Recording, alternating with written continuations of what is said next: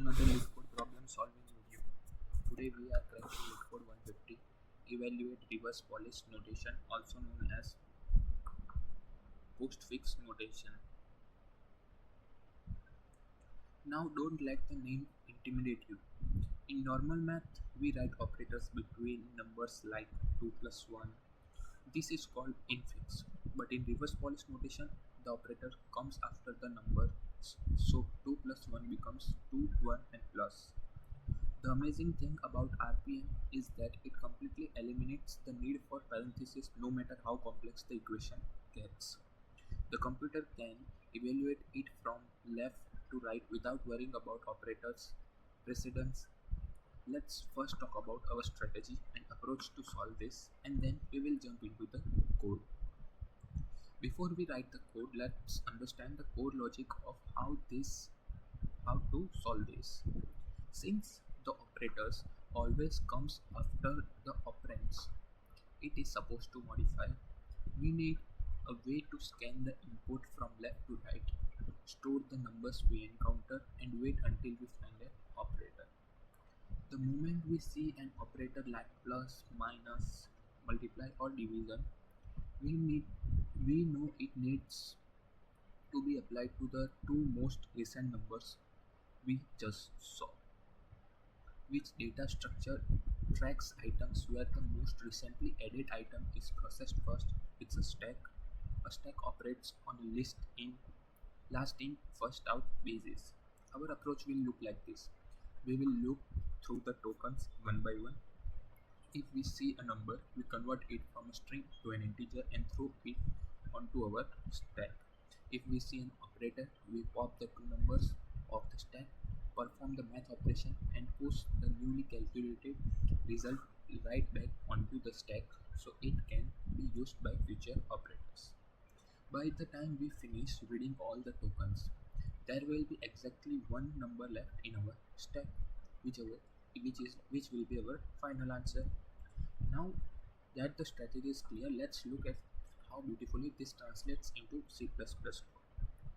To kick things off, we declare our function, which takes a vector of strings called tokens. Inside, we initialize an integer stack named st to act as our temporary memory container. So let's do that. So here, stack int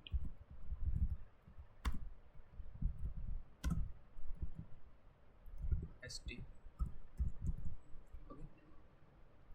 Next, we set up a range-based for loop to process every single string element as inside our tokens vector sequentially from left to right. So let's do that.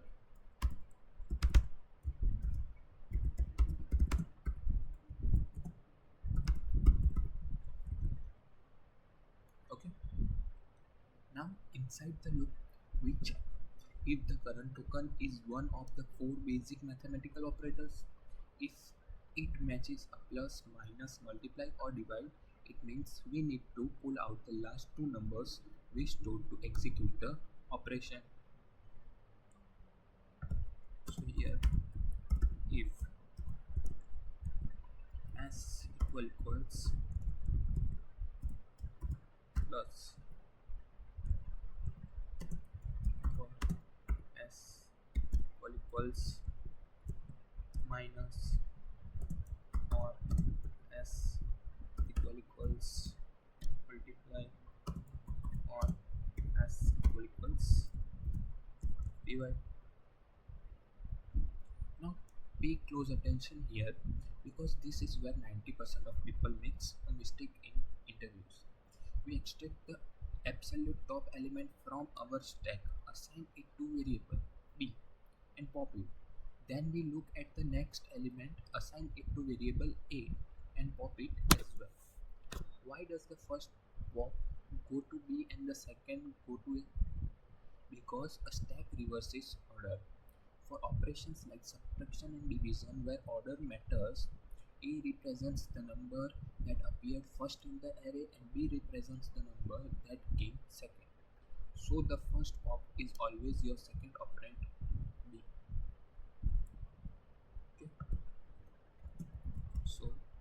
if int b equals to st dot top and then st dot pop. Similarly, int a equals to st dot top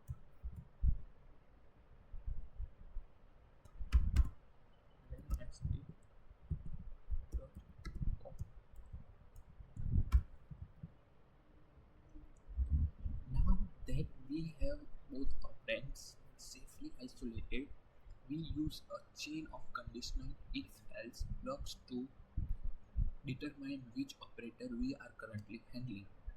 We calculate a plus b, a minus b, a into b or a by b accordingly, and we push that fresh result right back onto the stack. So let's do that. If s equals plus, then st dot push a plus b, and else if s equals minus, then st dot push a minus b. Similarly, else if s equals multiply st dot push a into b, and else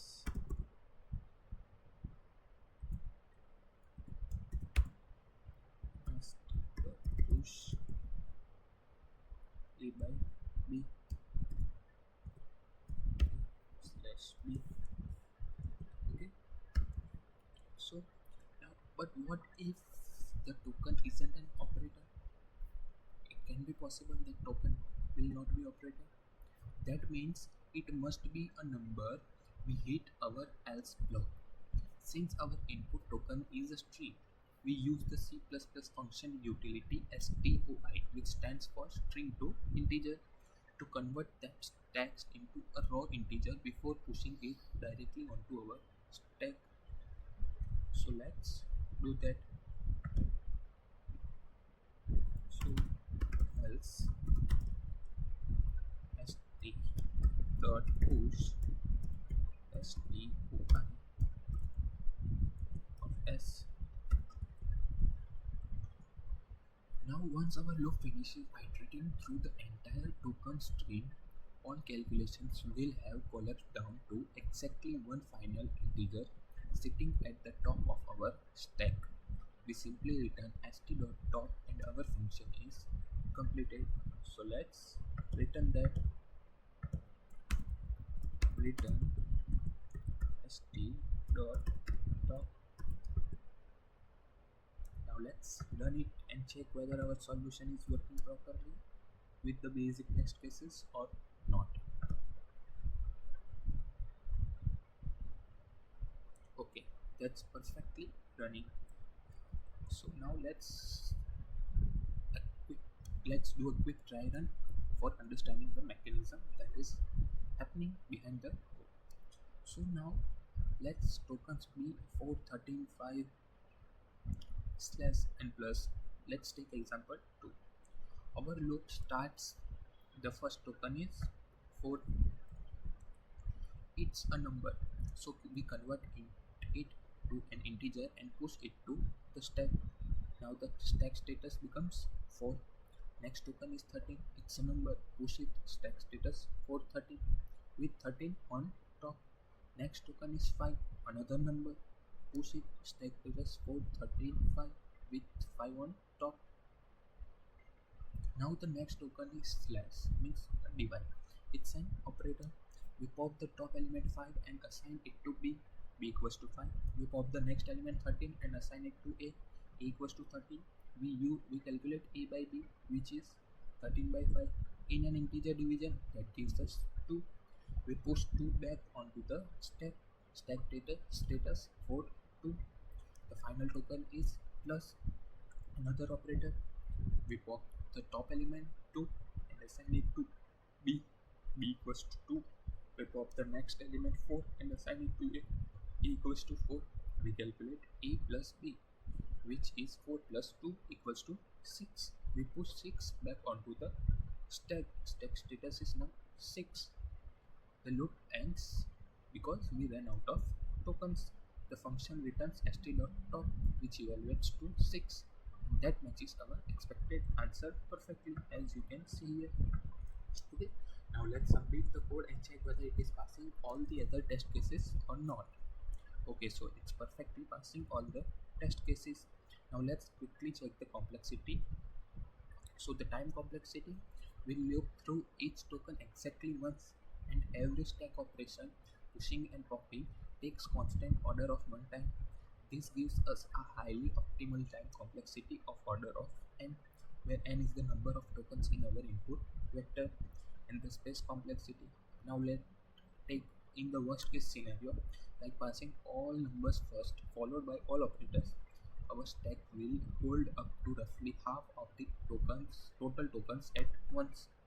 Therefore, the space complexity is order of n to account for the memory allocated by the stack. And that is how you evaluate reverse polish notation using a stack. Discussing the approach first really underscores why a stack is the absolute best continuous tool for keeping track of nested mathematical states. If this block by block breakdown and visual dry run help the logic click for you, make sure to slam that like button, subscribe to the channel for more clean LeetCode walkthroughs, and let me know in the comments what problem you want me to solve next. Keep grinding those problems and I will see you in the next problem video.